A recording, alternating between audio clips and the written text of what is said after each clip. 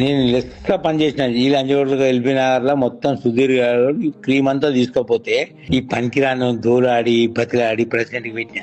ఎవడు రామరెడ్డి గారు లేడు అప్పుడు, రేవంత్ రెడ్డి అన్ను పెట్టుకుని పైసలు ఇస్తారని చెప్పి ఇక అవన్నీ వేరే equation.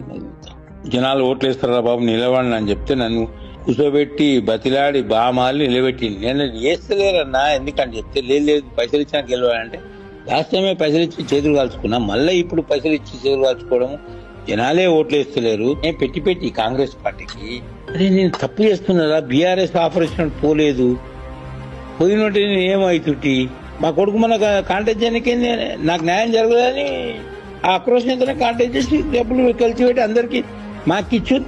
State Congress high level లీడర్లకు అందరికి question mark. IYC payment future ఇప్పుడు టోటల్ గా 13 లక్షల చిల్లర చీలిక అయింది కదా, 50 రూపాయలు అయితే కట్టాలి కదా. 50 రూపాయలు కడితే ఎంత అయితే 7 లక్షల ఓట్లకి కడితే ఎంత అవుతుంది? 3.5 కోట్లు. ఐవైసీకే 3.5 కోట్లు. ఈ మెంబర్షిప్ ఏనికే సేమ్ 50 వేసుకో ఎంత అవుతుంది? ఇది 3.5. పైసలు ఇస్తేనే కడతాం. పైసలు ఎదురెళ్ళినాం కాబట్టి అక్కడ అంత రెస్పాన్స్. 2.5 లక్షల మెజార్టీ అంటే పిల్లల పథకమా అంత. పల్మూరు వెంకట గారు దెబ్బకు డ్రాప్ అయిన కొడుకు వాడు మిట్టపల్లి వెంకటేశ్వర ఘోషేశ్వరని అనిల్ యాదవ్ ఇలా వెంకట గారికి ఉన్న ఇమేజ్ మొత్తం డ్యామేజ్ అయింది, జీరో అయిపోయినాడు.